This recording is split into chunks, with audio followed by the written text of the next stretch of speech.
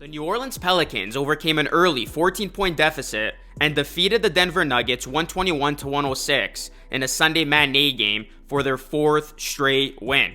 With the victory, the Pelicans improved their record to 15-8 and moved into sole possession of second place in the Western Conference standings. They trail the Phoenix Suns by just one half game and will face the Suns twice at the Blender this week. Jose Alvarado came off the bench to lead the Pelicans and set career highs in points with 38, made three-pointers with 8, free throws with 6, and free throw attempts with 7.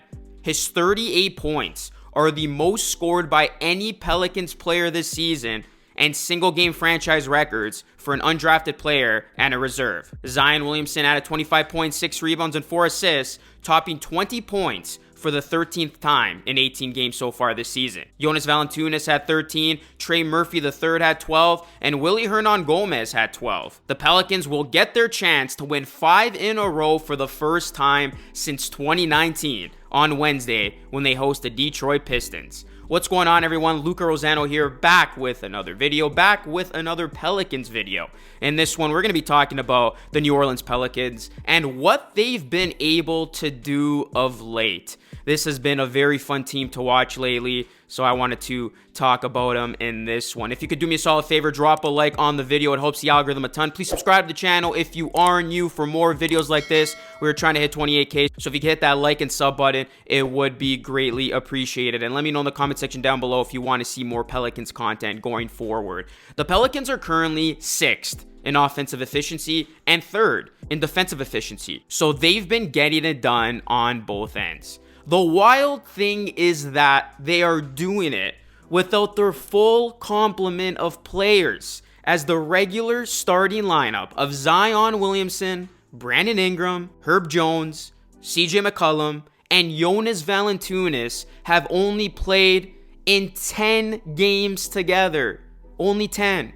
With Zion and Ingram both missing time, and CJ McCollum in a bit of a shooting slump and also having missed a couple games with illness, the Pelicans have turned to players outside of their big three to win games. And these guys have responded. It's been a different guy almost every night for the Pelicans. And they are getting impact play from guys that most casual fans wouldn't even recognize. And this was on full display in their most recent win over the Nuggets. The Pelicans have established that next man up mentality this season, and they've had to rely on other contributions with their big three missing a lot of games. The Pels bench is now 8th overall in scoring and 2nd in net rating after the win on Sunday. Jose Alvarado, as I mentioned, had one epic game. Trey Murphy III got the crowd going with 2 thunderous dunks on his way to 12 points. He's now scored 20 plus in 3 of his last 5 games. With these 2 players stepping up their game, the Pelicans have shown them the trust of giving them more minutes. But it hasn't just been them. Larry Nance Jr., Jonas Valanciunas, having a hard time slowing down Nikola Jokic and getting into foul trouble. But then you look at a guy like Willy Hernangomez. Willie Green turns to him, and he got the most out of his play. Hernangomez did not play much this season, but he stepped up when he got called upon. He scored 12 points, adding 8 rebounds, 3 assists, and a block and a steal.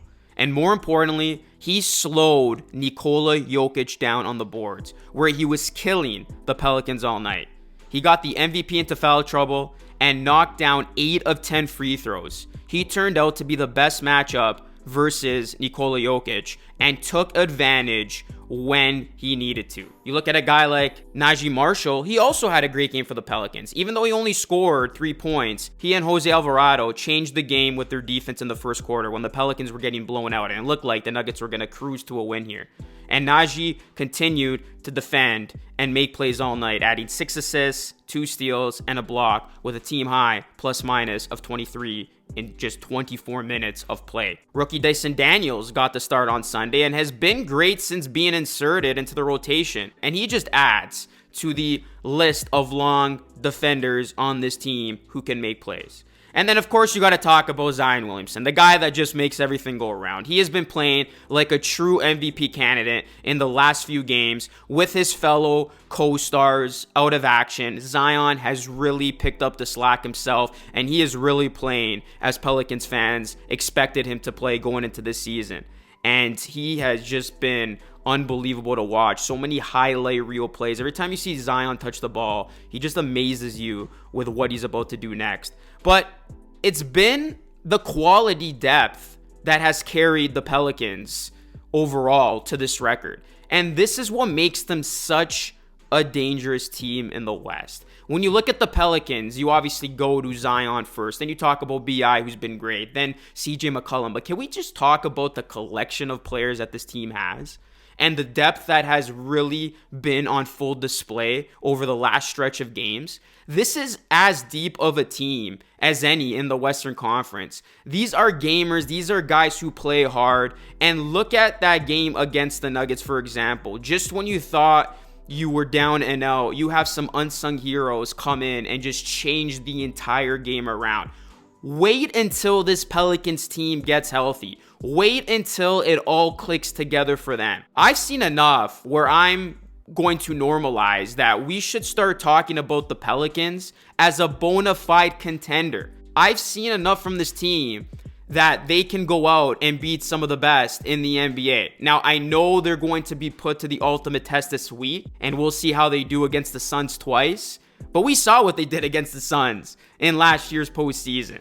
And that was a Pelicans team that was embracing the underdog role. These guys are no longer underdogs. This is a team that you have to look out for. You got a game plan against because they're not fooling anybody. This is a Pelicans team that is as dangerous as any top tier contender in the Western Conference. Now, there's still a lot of time in this season.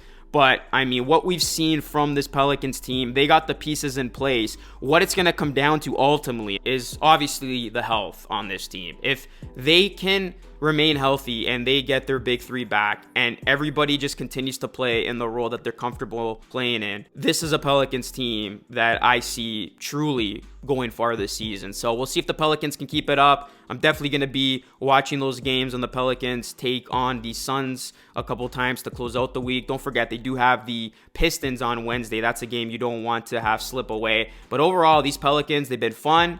They've been living up to the expectations placed on them before the season, and they are really showing people that you do have to take them seriously when it comes to talking about serious Western Conference contenders. So that is my 2 cents on this Pelicans team. Let me know what your reaction has been to this team of late. Hit me up in the comment section down below with your thoughts. Hit a like on this video. Subscribe to the channel if you are new. If you can share this video as well, that would help it a ton. We're trying to hit 28K on this channel, so your support is greatly appreciated. That is it for me, as always. Thank you so much for watching. This is Luca Rosano signing off, and I'll catch you all again in the next video.